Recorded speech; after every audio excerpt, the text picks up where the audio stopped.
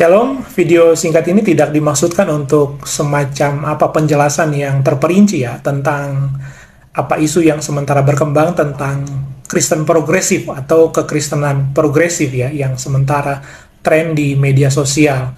Nah, ini hanya semacam penggambaran saja karena ada beberapa teman yang juga bertanya dan saya pikir mungkin perlu penjelasan ringkas tentang penggambaran tentang apa itu Kristen progresif dan bagaimana kita sebagai kalangan Injil atau kalangan konservatif meresponi ya dengan isu-isu yang ada dan mereka yang sementara mempopulerkan ini begitu ya.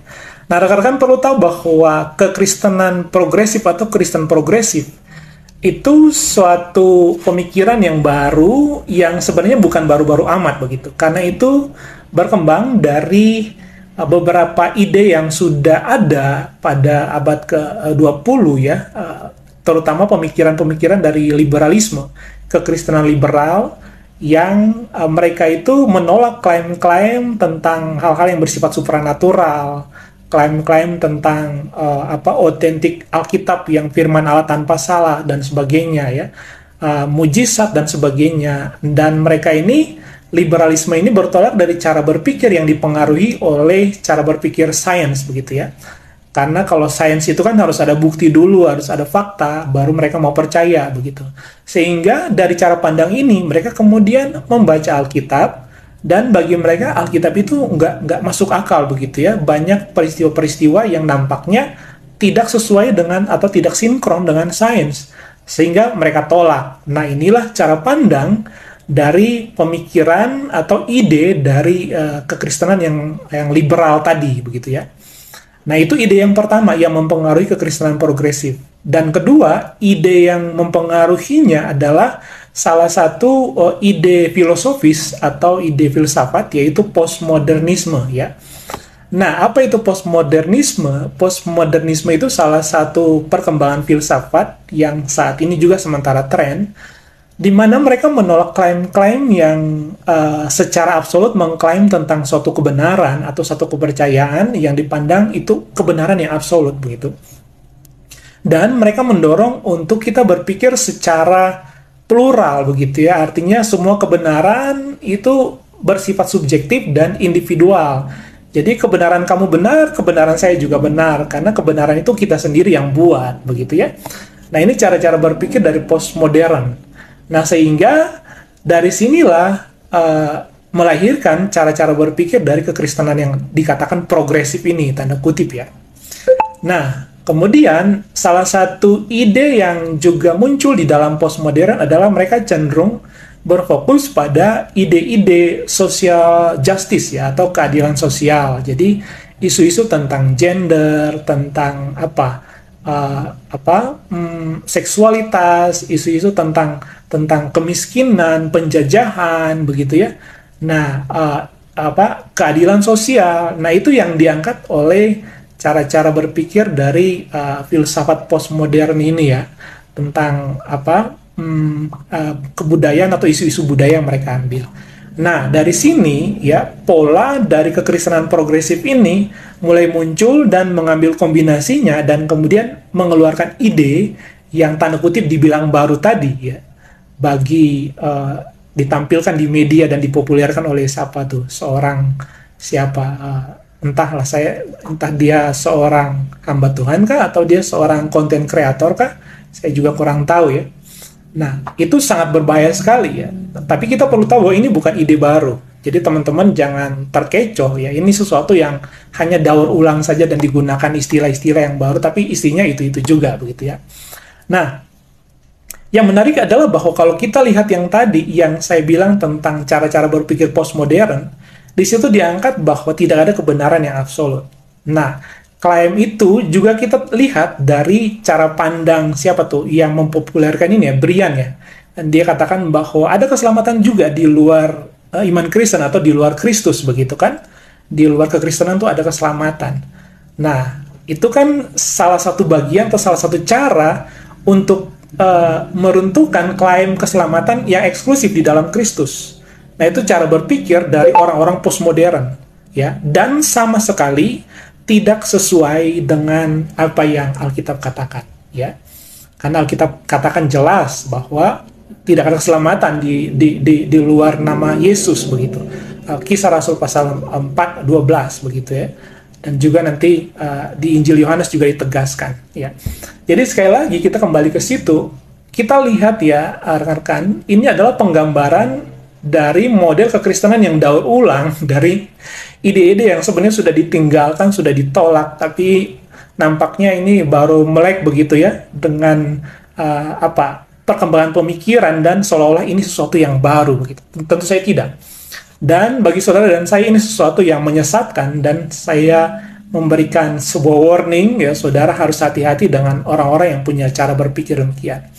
Nah, saya ingin mengelaborasi dulu tentang apa yang dia katakan tentang ada keselamatan di luar Yesus, atau dia kemudian kemarin tuh ada teman yang kirim video dikatakan di sana bahwa keselamatan memang di dalam Yesus, tapi karena Allah itu adalah kasih, maka kalau kamu di dalam Yesus dan kamu memiliki kasih, atau setidaknya kamu tidak percaya Yesus pun, tapi kalau kamu memiliki kasih, ya kamu membuktikan bahwa kamu sudah selamat.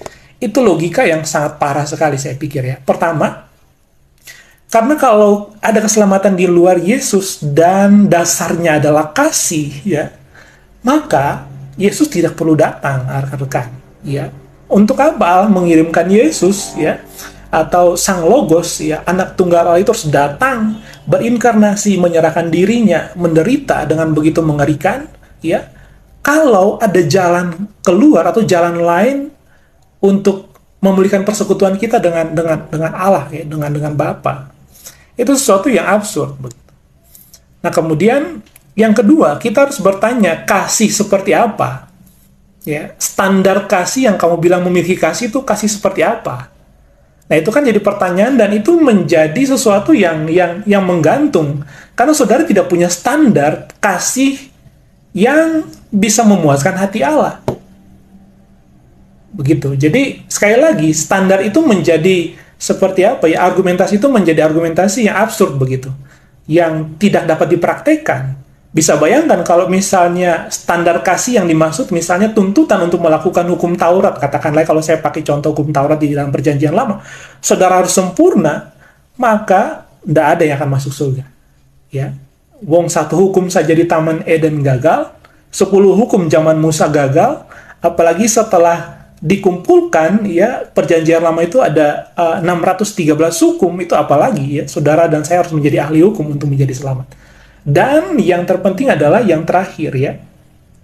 Yang terakhir, kita perlu tahu bahwa Alkitab ya Alkitab menekankan bahwa keselamatan itu tidak berkaitan dengan perbuatan kasih kita. Kenapa? Karena saya dikatakan di sana bahwa setiap perbuatan baik saudara dan saya itu seperti kain kotor di hadapan Allah. Kenapa? Karena status kita di hadapan Allah sebelum mengenal Allah atau sebelum diselamatkan adalah orang-orang berdosa. Status, bukan perbuatan. Ini penekanan penting ya rekan-rekan. Status yang menjadikan kita adalah orang-orang murka, yang dimurkai oleh Allah. Nah, ini berbicara juga tentang, saya memberikan analogi ya, kalau status berarti bukan berbicara tentang perbuatan baik apa yang kita lakukan, tetapi seperti apa Allah memandang saudara dan saya. Nah, Alkitab katakan kan, karena semua orang telah berbuat dosa dan telah kehilangan kemuliaan Allah, dan upah dosa adalah maut, maka status kita adalah orang-orang yang dimurkai dan akan menerima maut sebagai konsekuensinya. Itu seperti begini rekan-rekan, kita nih semua terpidana ya, terhukum, yang sama-sama memiliki status menerima hukuman yang sama di hadapan Allah. Itu sebabnya mau perbuatan baik apapun, kalau selama orang itu belum diselamatkan, status dia di hadapan Allah adalah orang berdosa yang akan dihukum. Nah, itu sebabnya Yesus harus datang menggantikan saudara dan saya, ya, menerima konsekuensi dari dosa itu dan menyelesaikannya. Dia menanggung status saudara dan saya sebagai orang berdosa dan memberikan status baru bagi saudara dan saya pasca kita menerima dia sebagai Tuhan dan Juru Selamat. Nah, dengan demikian, perbuatan baik kita baru menjadi perbuatan baik yang berkenan. Kenapa? Karena status saudara dan saya itu sudah dibenarkan di dalam Allah melalui Kristus. Sekali lagi ya, penekanan melalui Kristus berarti menegaskan bahwa tidak ada keselamatan di luar Kristus. Jadi, mau siapapun dia ya, mau dia mengatakan Kristen progresif lah, atau apapun istilah absurd apa yang dia menggunakan, tapi selama dia mengklaim bahwa ada keselamatan di luar Yesus, orang ini sesat dan tidak sesuai dengan apa yang Alkitab katakan. Nah, demikian rekan-rekan penjelasan ringkas ini. Mungkin nanti kalau ada waktu saya akan mengelaborasi lebih lanjut ya. Karena ini masih momen Paskah, ya, salib Kristus menjadi puncak kemenangan kita, kebanggaan kita, dan melalui salib juga jaminan keselamatan itu diberikan, ditawarkan bagi semua orang, ya. Dan selamat Paskah, selamat beraktivitas, ya. Tuhan memberkati kita. Shalom.